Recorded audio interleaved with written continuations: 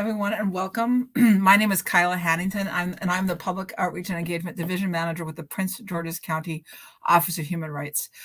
It is such a pleasure for me to be here again with you all. I love all of you for tuning in with us, who are with us tonight or who are watching on demand later. Thank you so much for taking your time to join us. I want to take a moment and thank the Prince George's County Memorial Library System, who once again are partnering with us to bring you what I think is going to be an amazing virtual event. Tonight, we are welcoming in conversation Exodus Oktavia Brownlow about this collection, her new collection of essays. But I think you'll find that we're going to talk about a bunch of Exodus's other writing. Before I get into the interview, I do want to take a moment and introduce Exodus to you all, as well as a little bit about this book. And I will say, in full disclosure, I'm very fortunate to know Exodus personally. So I just want to start with that and take a second, Exodus, to thank you for taking your time to join us tonight. This book has a wonderful title. I'm afraid that I know too much about myself now to go back to who I knew before. And oh Lord, how will I be after I've known all that I can? So it's a fantastic title. And I take a moment to tell you about Exodus. She's a Black Hawk, Mississippi native, a graduate of Mississippi Valley State University, where she got a BA in English, and Mississippi University for Women with an MFA in creative writing. Exodus has been published or has forthcoming work with Electric Lit, West Branch, Denver Quarterly, Friction, and more. And she's been nominated for Best of the Net, Best Microfiction, Best Small Fictions, and a Pushcart Prize. Her piece, Chicken Girls and Chicken Ladies and All the Possibility of Pillowcases, was included in Best Microfiction 2022. And her piece, The Terrible Darling, was featured as a Wigleaf Top 50 2022 selection.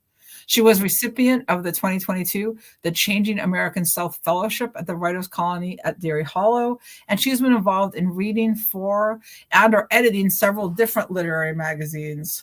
So her debut fiction chapbook, Look at All the Little Hurts of These Newly Broken Lives and the Bittersweet Sweet and Bitter Love, was published with Ethelzine and Press in spring of 2023. And her debut collection of essays, about which we are talking tonight, was published by ELJ Editions in summer of 2023. In short, Exodus is just blowing it up right now. And it is really a pleasure to have you with us. Thank you so much, Exodus, for being with us today. Thank you so much for the invitation and the gracious welcome, Kyla. I'm so honored to be here. I'm very excited. You know how much I love and appreciate my writer friends and my writing community. And so it's such a pleasure to be here. And I'm excited to talk about my work today and just get into the questions that you have set and ready for me. Awesome. Thank you. I was hoping that to start us off, because I know that not everybody is familiar with your work, and also your reading voice is so wonderful. I was hoping that you could start us off by maybe reading something out of this book for us. Okay. I originally thought I knew what I wanted to read, but I've just changed my mind and decided to go with something else instead, just because spooky season has been heavily on my mind. And so I want to read the piece that's a bit of a wild card, in my opinion, out of this collection, and personally one of my favorites. And it's called For Horror Writers Who Have Tried to Birth the Happy Things. There are many of you in my purse, and many in my wastebasket, and so many of you on my floor. In bed, I sit up sometimes staring at your crumbled bodies, sometimes reaching for one of you because I think I want to see you from an uncrumbled place, my children. I want to see your talons, your blood, and your teeth. And maybe you are better now. Maybe you are the right kind of beautiful.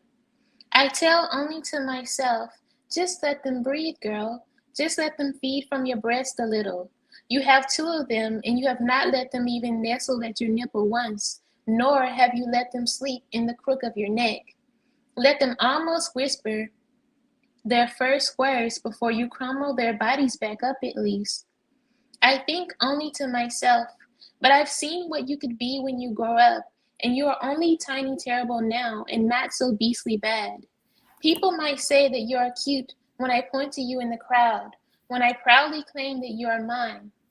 I know only to myself, but oh, if I let you live, the terror you would bring.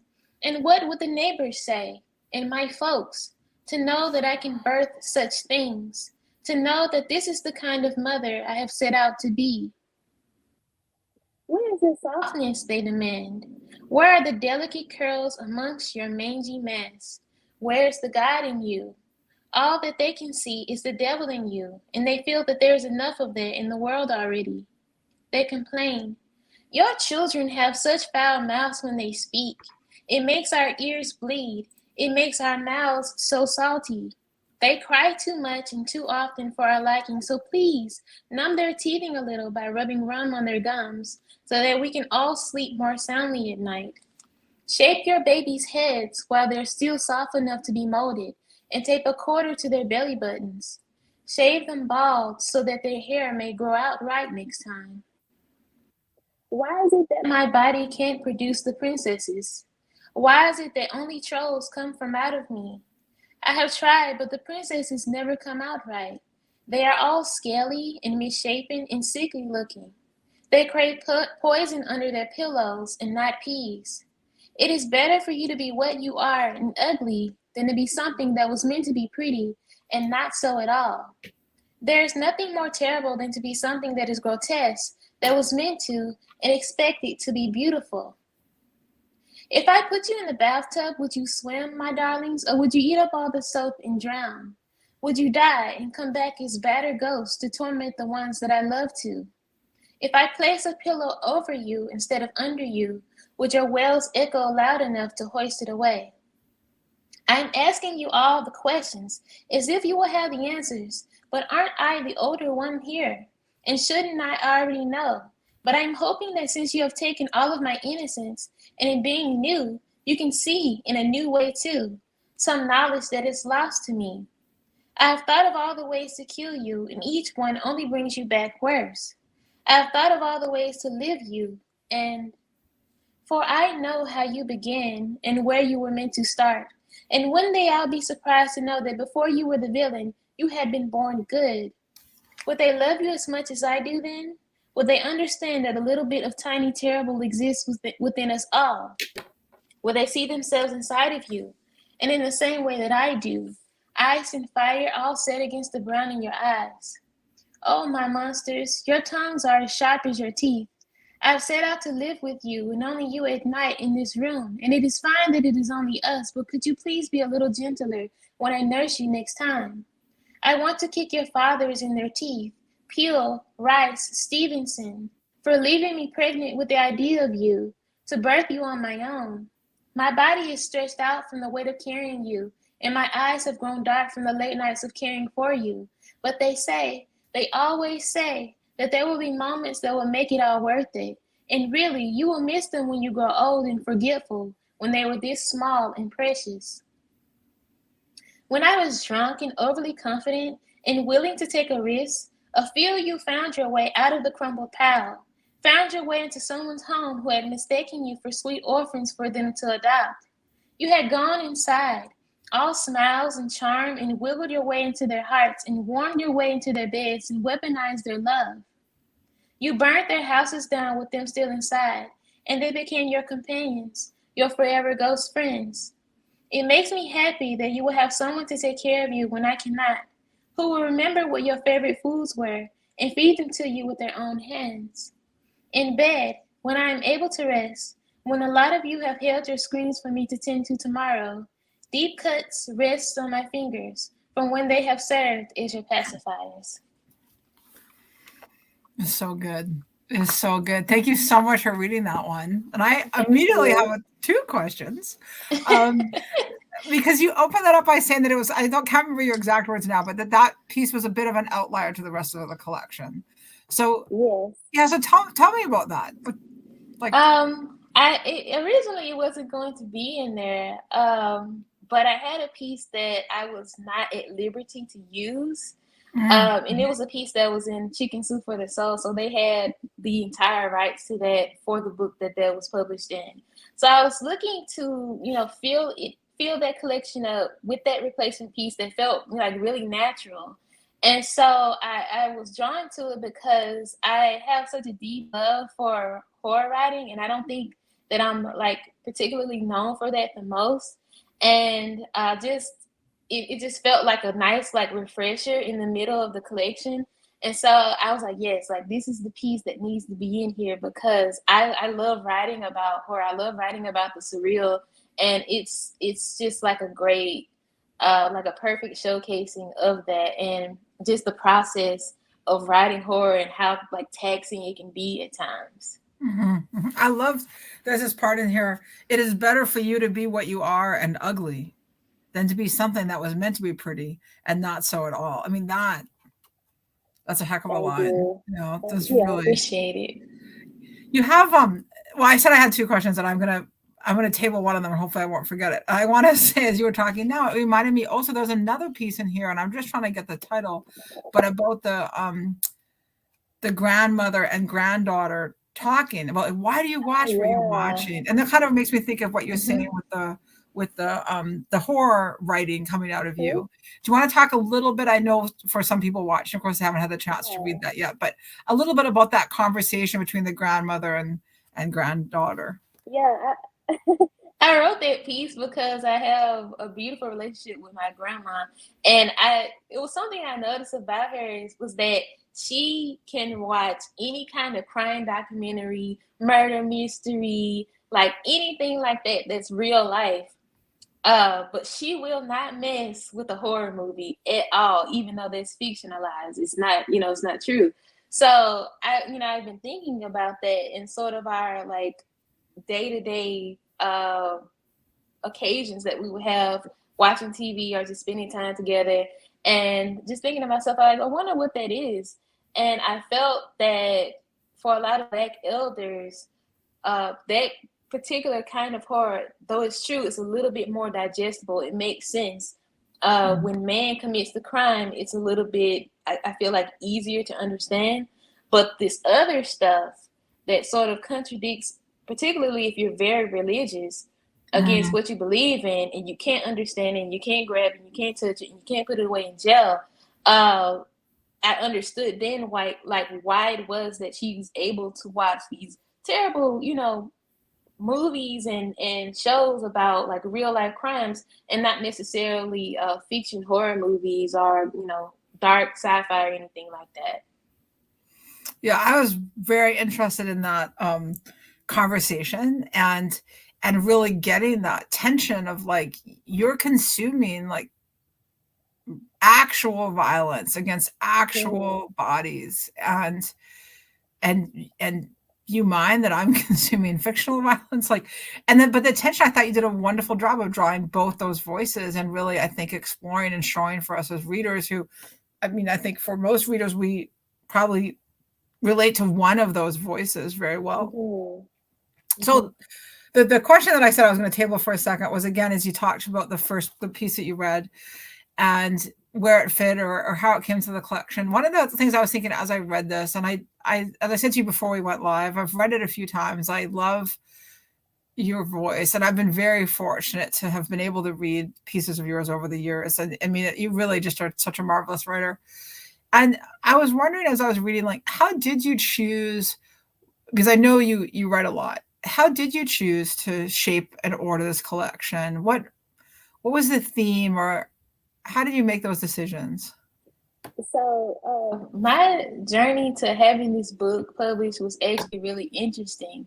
And I talked to one of our fellow W girls, Lauren Rhodes, about it, and how I didn't plan to have a nonfiction book, I'm sorry, a nonfiction book out this year or last year. It was literally someone asked if I had something in the works, and I was very focused on fiction because if you had to make me choose, I would probably choose fiction over any other genre that I write in. So when they asked, it had me thinking about, well, what other things did I have in the works? And so I'm going back and I'm looking through everything that I've written, and I'm noticing particular themes and how this piece goes with this piece and this piece goes with that piece. And as I was doing that, the title came into my mind because it felt very much so about trying to understand myself Yeah. and giving myself sort of a freedom to say, well, I know these things about myself, but I haven't learned everything yet. Who will I be when I do? Mm.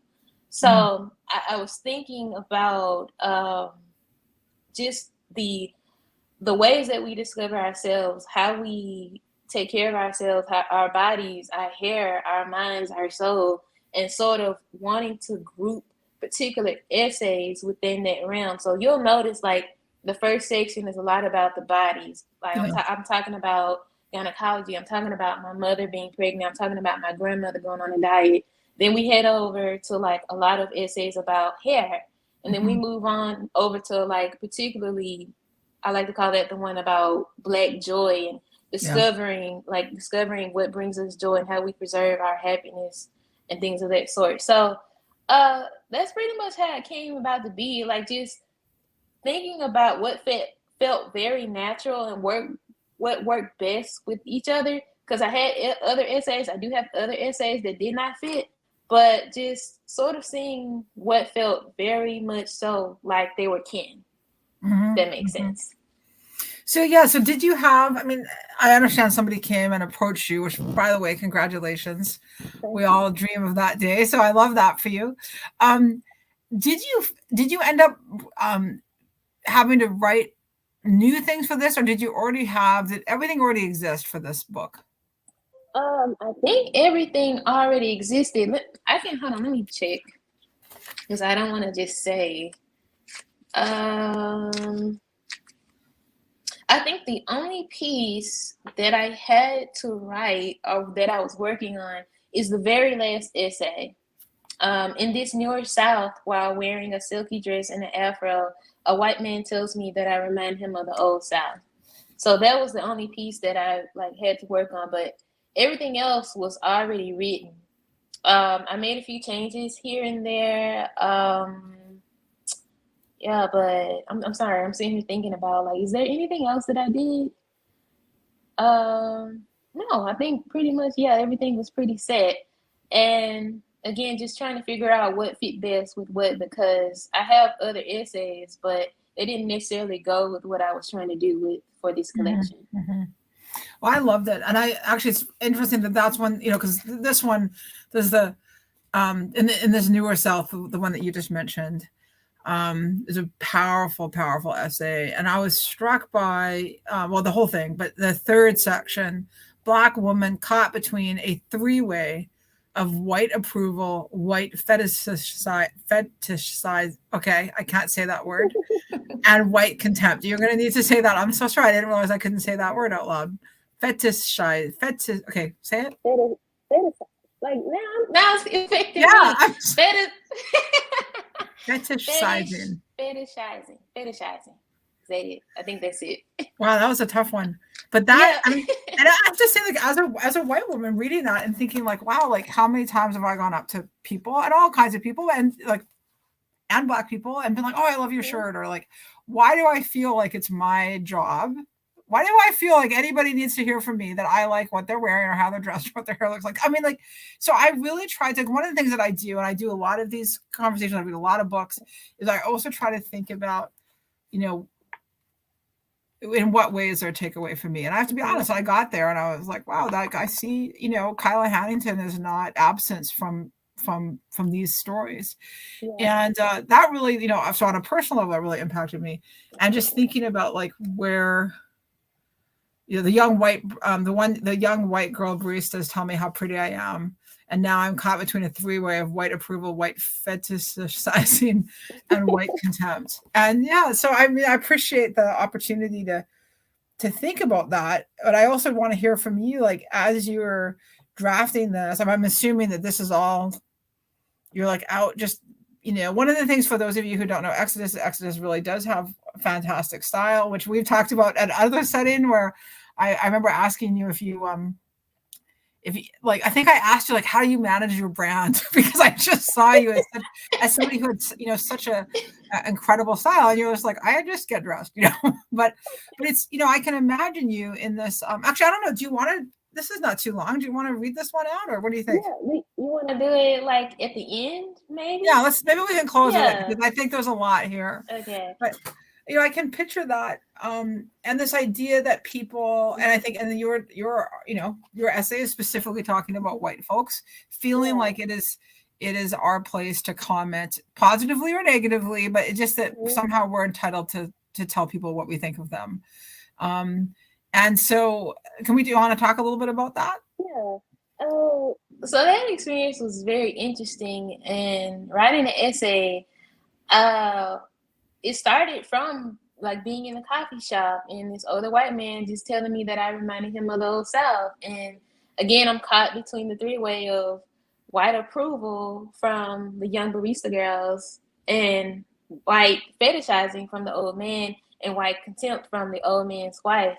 And it had just stuck with me. And there was a lot of moments on that particular day that had me thinking about just being a Black woman and my ancestors who were Black women and how those particular comments would have been taken during that time. So I'm always thinking about just my own existence and my sister's existence and my mother's existence and how different things are with each generation, and imagining in horror like what that would have meant to have that white fetishizing comment during a particular time when I'm not just gonna walk around wearing what I'm wearing, being serviced by young white baristas, getting catcalled by white men in big white pickup trucks, and it's there's a funny sense of feeling like, oh, I'm lucky to be living in the time that I am, even though our times are still kind of terrible, but also reflecting on those ancestors and wondering like how that response, how the reaction, how that reality would have been drastically different. So it was sort of my process of just thinking about that. And as far as like positive comments from like white folks, I think a lot of times people are just excited to be slowly chipping away at their own ignorance. So instead of seeing, a person who is other to you and feeling contempt and feeling disapproval, you feel excited instead. Like that slowly chipping away at your own ignorance can kind of like allow you to feel like excited to just approach someone and tell them how you feel about like what they're doing and what they're wearing and how their hair looks, because like no one wants to be like, for lack of a better word, a bad person. No one wants to be ignorant. So when you can see a person who does not look like you and find beauty in that instead, I think people who are not of color just kind of have like a small sense of joy and like that awareness that they're not like, are trying to not be like who their parents were, who their parents were, if that makes any sense at all. So, but still also having to be careful, because as Black people and other people of color, you don't want to get caught up on that approval and making it, in a sense, like your God or anything like that. No, that makes a lot of sense. There was a part in here, and I'm hoping I can pull it up where,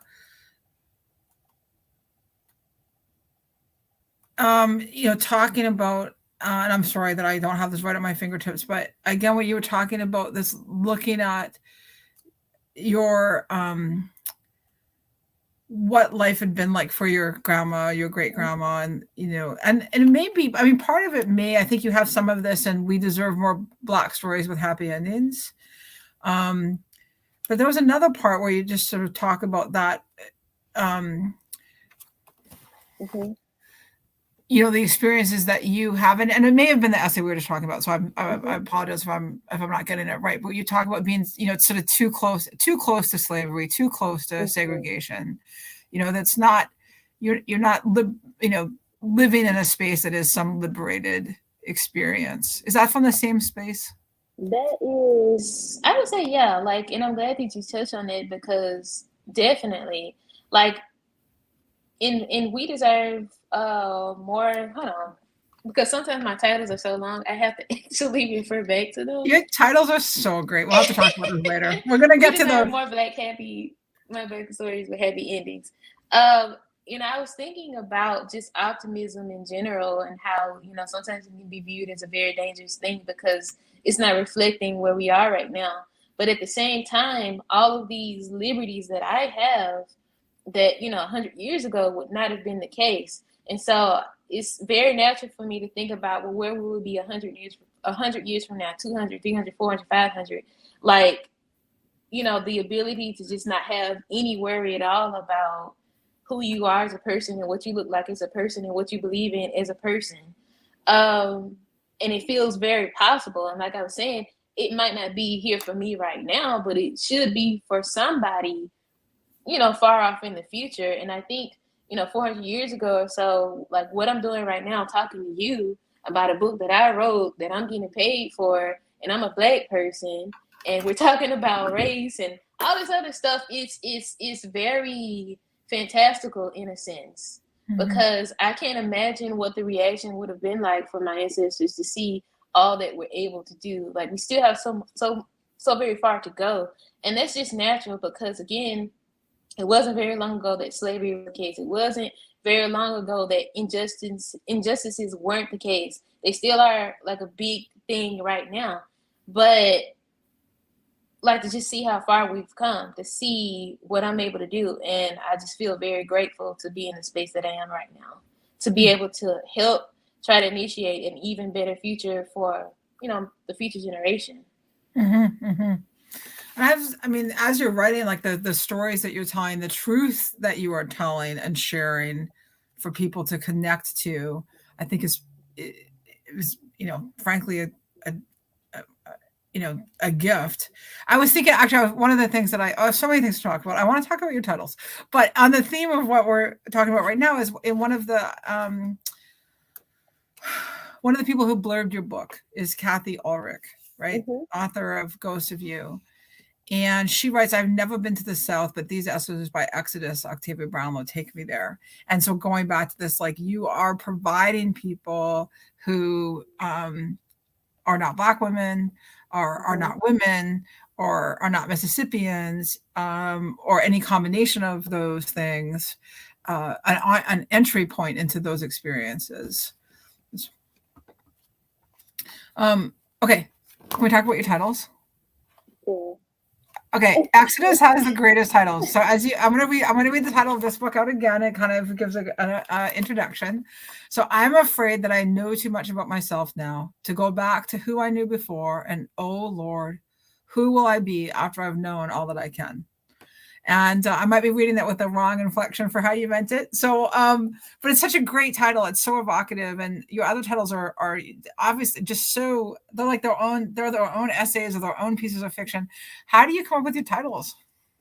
I just really think about like the general heart of the piece, what it is that I'm trying to say, and I'll just sit down and I'll just play around with a few words and just see how it sounds, because I wanted to have a sort of musicality to it, almost like a song. And it takes a lot of rewriting sometimes, like not as much as like writing a full story, of course, but I'll take about 12 to 15 title drafts to get to where I want to be with it.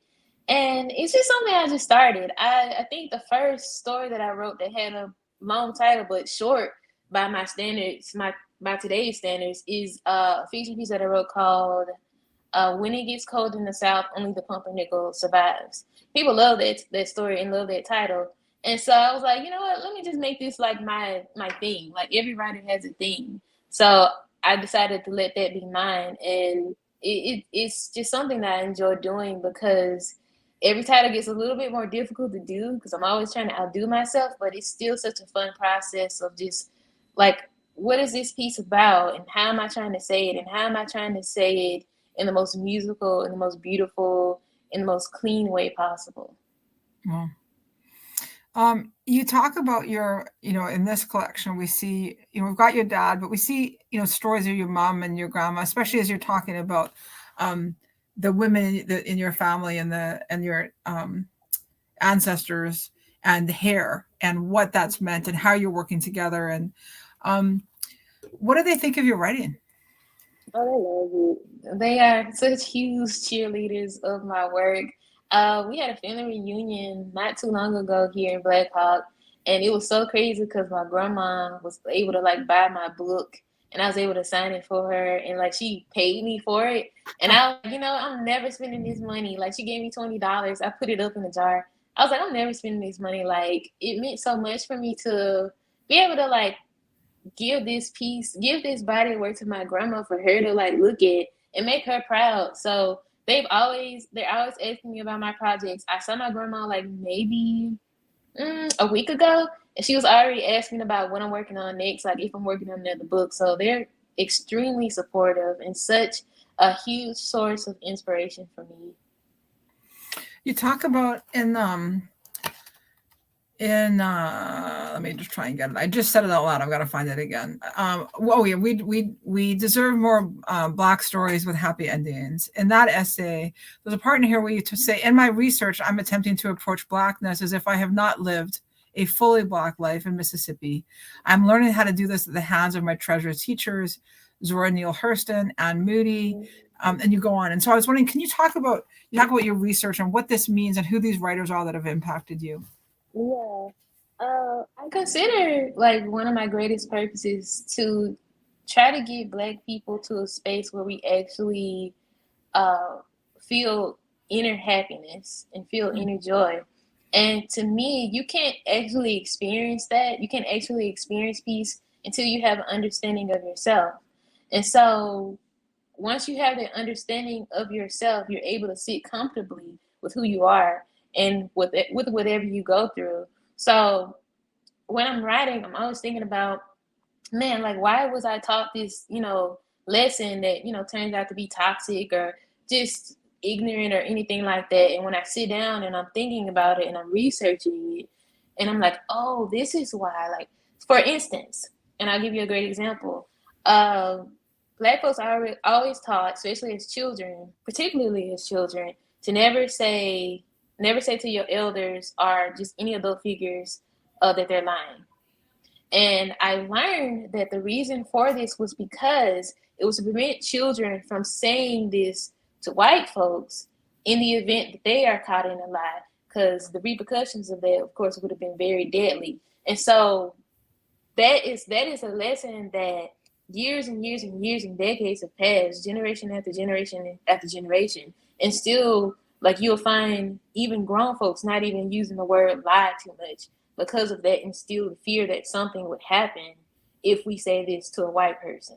So that's exactly what I'm talking about. Like, I've been Black my whole life, but that is something that I never knew until just recently. Mm-hmm. And so is this from reading, like when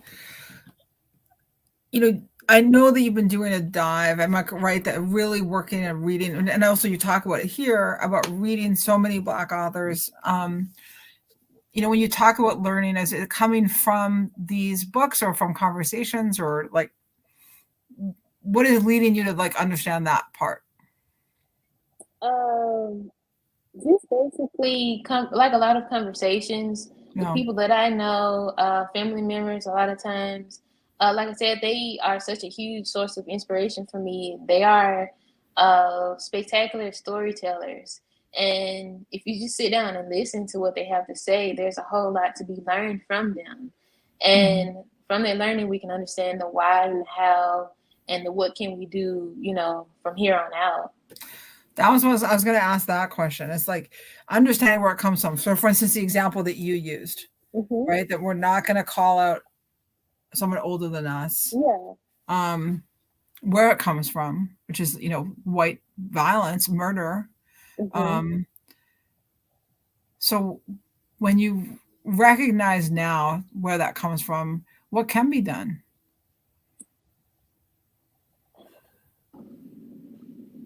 That's such a good question. We're not in those times anymore, but at the same time, those times still affect us. I think that by having those conversations that, because tough love is can be such a like prevalent thing in Black households, because we're trying to prevent a violent inevitability.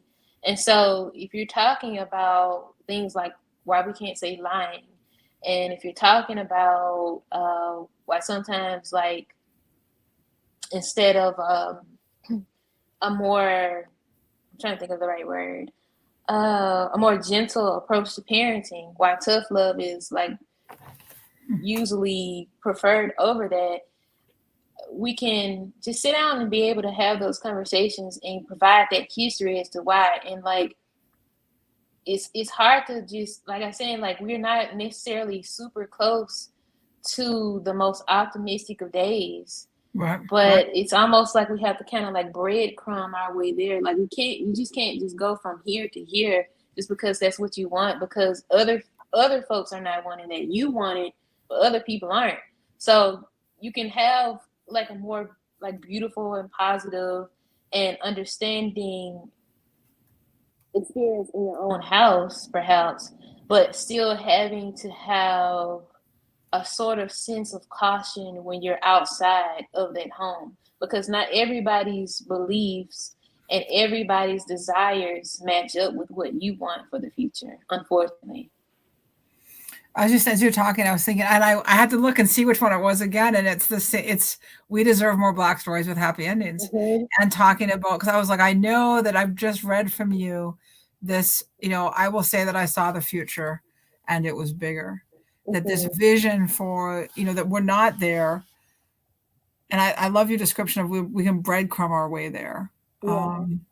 which is not, it's not good enough. Mhm. That you should be able to be there. Yeah. It's a But beautiful description for that journey that, unfortunately we have not found our way collectively to get there yeah, instantly. exactly. And Yeah. yeah. And it can be Like, you have to also prevent yourself from getting too bitter, because you'll think, well, I didn't get this when I was young, and I didn't get that when I was your age. But the point is that, like, every time a new generation comes forth, everything should be a little bit better. So again, like, gratitude plays such a big part in my writing and also in my existence, because I could, easily think about all the things that I don't have and all the things that I can't do, but I'm also overwhelmed by like all the things that I do have and all the things that I can't do. And so, there's such a huge sense of joy in knowing that, for all the things that I lack, somebody else is going to get it into the future. But you have to be able to put that out there yourself. You can't really work from this place of hostility because you didn't get X, X, and X. You got this, and this because someone back then did it for you. So carry that with you and like continue to keep the tradition of just trying to make a better space, a better place, a better future for future generations. Mm-hmm. That's beautiful.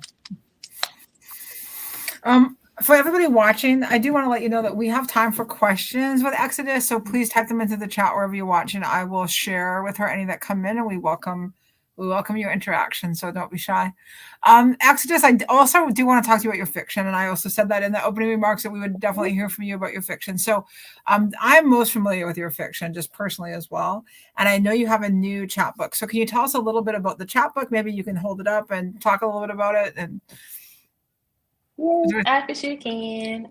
So this is my chapbook. it's beautiful. That is a beautiful cover. Oh my gosh. Thank Okay. you.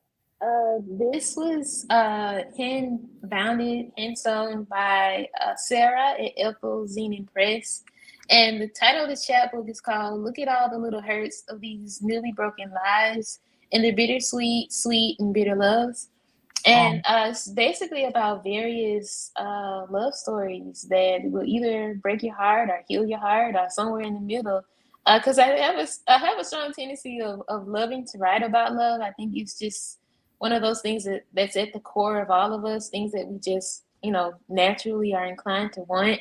And so I just love writing about it. I like to take the genre of romance and like filter it down to like, not filtering down, venturing off into like maybe horror aspects or sometimes a little bit of sci-fi or literary fiction. So that's basically what this chapbook is. And the fabric that's on the cover is from my personal collection. I sent that to Sarah to include on the cover, and she did such a beautiful job. And all the covers are a little bit different. Like sometimes you get one that looks like this, sometimes you get one that looks a little bit different. I've seen one that has like butterfly shaped cutouts on it. So I just love the sort of like uniqueness to that. I think Sarah did such a beautiful job. Now, I know that your essay collection is already sold out and they're doing another printing, right? And what's happening with the fiction collection? Is that sold out, or is there still opportunity for people to get it if they want to? I do believe the chapbook still has some, because like she has been remaking some and like refilling, I guess a quote, I guess you could say. But yeah, it still is very limited. So there's only like an X amount of time that can be ordered. But yeah, I'm sorry, I'm getting my stuff confused. My nonfiction book is, I think, currently being reprinted. I did order some personal copies for myself that arrived to me. I have not checked the website yet to see if they've gotten their copies yet, but yeah. So yeah, it's been a good season for both of my book babies. That was wonderful. I will say, for those people watching, I have put in the chat, I did put a link to Exodus's website. You can click on that, Exodus, OktaviaBrownlow.com, and that will be a way that you can go, first of all, learn more about her, and she's awesome, but find links to her writing as well as these collections that we're talking about. Exodus, we do have a question from one of our viewers, Mary Weigel. And Mary's wondering, what has been the toughest criticism you have received as an author, and how did you deal with it? And there's also a secondary question, which is, and also, what has been the best compliment you've received? So toughest criticism first, and how you dealt with it. Let me see. I can't. I'm really bad at remembering things sometimes. Because if it's negative, I really try not to hold on to it. Let me see. I probably probably something way back in elementary school. I don't know why this stuck with me, but I always known that I wanted to write. And I remember someone saying that I'm very young, so I'm not, developed writer at the time, but they were saying that I'm very wordy and that it went all over the place. And I was thinking, what are you talking about? This is a wonderful story. I probably was like maybe 12 years old or so. So that stuck with me. Best compliment I've ever received.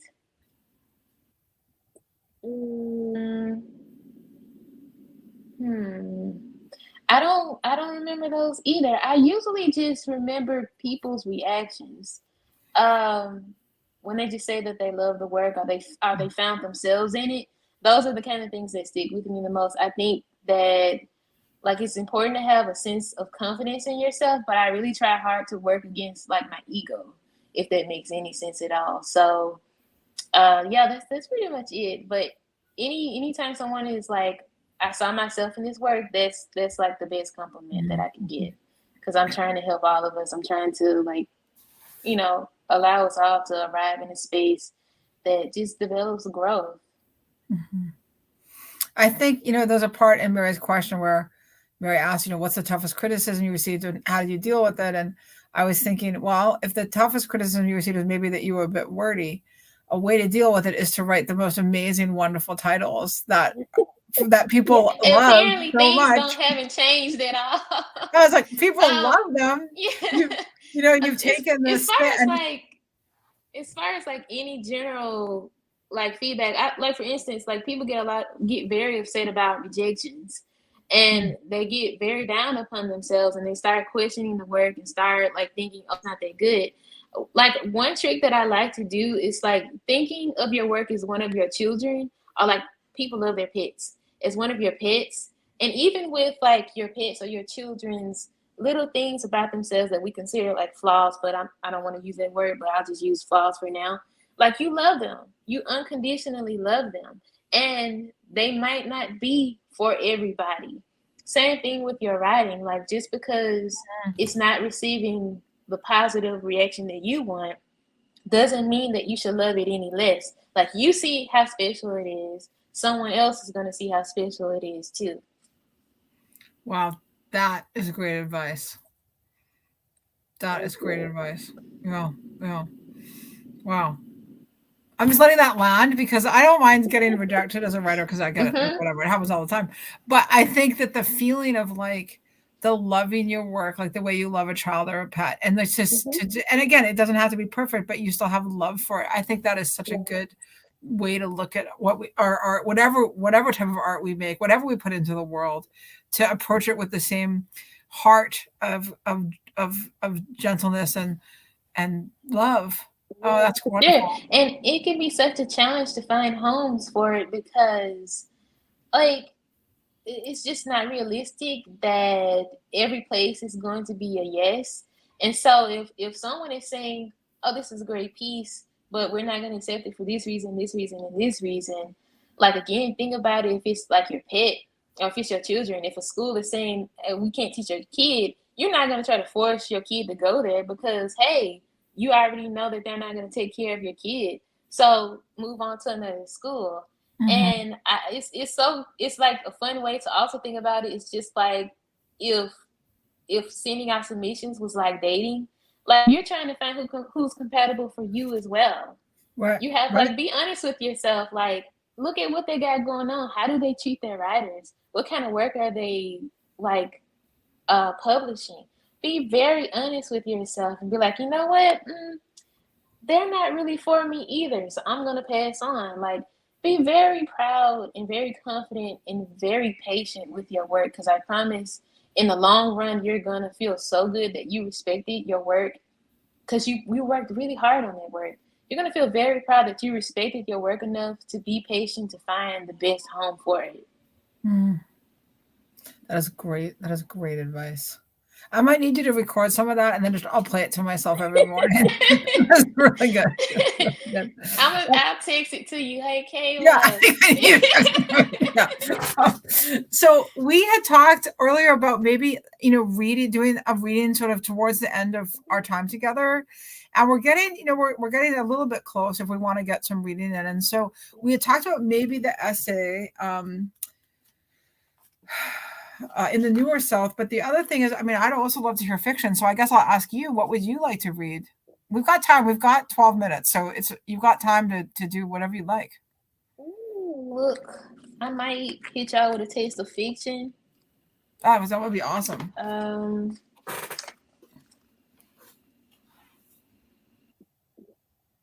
Let me see. What am I in the mood to read?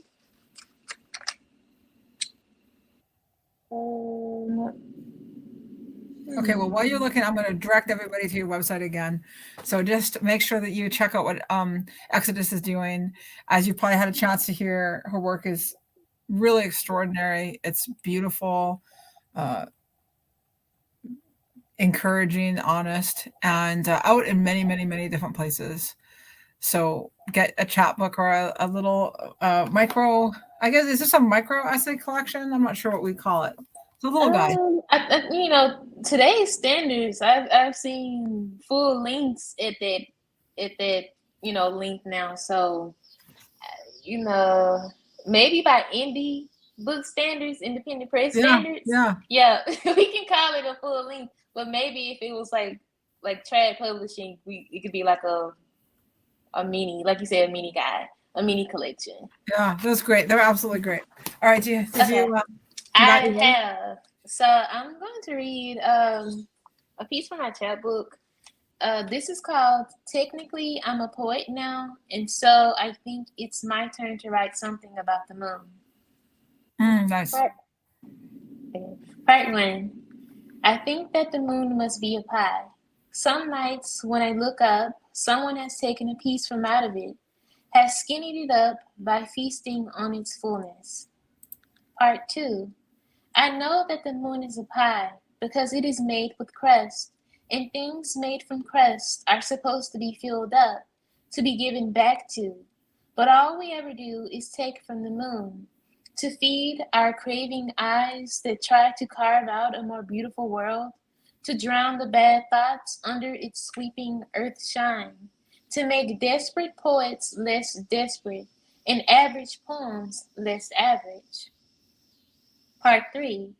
I nightmare about the moon being a pie because I think I know that the moon must be hungry too, If it has become our mule moon muse for all of our greedy human ways, it must have some of our same needs. A mule moon muse cannot sit perfectly prettily still on the sky's endless pedestal without a sip of water or a soft cotton napkin pressed to its glistening brow. I nightmare about the moon being a pie, because if no one has enough will to at least leave a crumb of a crater behind, soon there will be nothing left to take. Part 4 and final part. I dream about the moon being a pie, and when I look up on the new night, I see that it is a slim silver, a scoop sliver that is saved entirely for itself, shelved too high, edges too sharp for us to swipe the last of it away. Wow. Okay, so Thank you. I love it. And I have an immediate question because that's in your fiction collection, right? So It is. I feel like that's something that I could have just as easily read in your essay collection. Yeah. I Probably because it's based on a real life experience. I think it was a late-ish night, and I was thinking about the pie and how every night it was getting skinnier and skinnier and skinnier, and I was like, the moon is a piece of pie. So, I mean, it could have been in there, really, but sometimes, like, what makes me decide between writing things as fiction and nonfiction is how playful I want something to be. You know, fiction is it's like a lot more freedom with the fun. Creative nonfiction, fun, creative, but a little bit more vulnerable because it's me who's basically talking, for sure. Right. You can't. There's nothing to hide behind in that. nothing. So I'm going to quote your grandmother and ask you what are you working on now? What can we look forward to in the future? I am working on a full-length short story collection of my When It Gets Cold in the South stories / When It Gets Hot in the South stories. I have a title for it that I'm just working on it now. Don't know if I'll be able to keep it because I'm no longer an independent writer, so things change when you're no longer like single. Like there's a compromise and there's a lot more business that's just not my own business that goes into it. So I have been working on that and been having a lot of fun because the fiction is, I have several pieces that are like the longest things I've ever written. And it's been fun, taxing, but fun. So I'm very excited for it. I really am. So when you say you're not an independent writer anymore, this is referring to having an agent now? Is that what you? Yeah. So so first of all, congratulations. I know that's very exciting. Thank you, Kayla. I love that announcement. How is it different? Let's talk about, because with the library and the Office of Human Rights has been very fortunate to have a lot of different writers come to us and talk about their experiences and their work. And I think this is a nuance that we haven't really had a chance to talk about yet. You know, like I was saying, like it's very much so like a relationship because it's a business relationship. So like you're married, for instance, and like if you wanted to, or you have certain freedoms as a person. Well, let's just say something crazy like I'm going to spend $10,000 and I talk to my partner about you wouldn't do that. Like as a good partner, you would not do that. With me, like I have the freedom to create as I am, but when I was independent, I'm referring to myself mostly all the time. I want to write this. I want to write this. I want to title it this. I want to submit this amount of work. Now, in this more business relationship, I have input. So anytime I'm finishing a story, I'm sending it to Danielle. She's telling me her opinion. She's making suggestions. She's encouraging me to write more. Like I would say I'm a slow writer, but I used to be, like years ago, I was writing no more than maybe 4 pieces out of a year. And now it's a lot more because I've built up this stamina. And so we have like deadlines that we set for ourselves, and we have conversations and we talk about where we think this work needs to go. So like I said, it's just like a beautiful marriage where you're both individuals and you're excited to be with one another, but you make decisions together that's gonna like mutually benefit the both of you, if that makes sense. Mm-hmm, mm-hmm. Well, so is there a time? I mean, not to put the pressure on, but yeah, I know you're working on it. Is there a kind of a time frame? I hope to be finished by next summer. Okay. I've been like, or even sooner, but I've just been like really focused on it and setting my own like deadlines, and I'm very organized with my work. So what I do is like I'll write every piece that I want to go in it, and I'll label its status. So if it's green, it's good to go or it's been submitted somewhere. Red means revisions. Orange means I haven't written it yet. And I just write everything down. And it's something very gratifying in seeing some of those like colors change, seeing pieces that were once orange, hadn't been written at all except maybe a title, go from green. And just thinking about particular months that I want to work on stories. So for instance, if I'm working on something and the theme is Christmas, I'm like, oh, December would be a great month to write that. So I'll, make a little note and say, try to write in December. So hopefully next year I'll be finished. Okay, well, I'm really looking forward to that. So please keep us in mind when that comes out. Yeah. And we are getting to time, so I do want to take a couple minutes, if I may. And Okay. first of all, thank you very much for your time. It is Thank such a you. pleasure to talk to you. I love, I love reading your work. I love chatting with you, and you just spent an hour with us, so thank you very, very much. I've enjoyed it so much. Pardon me?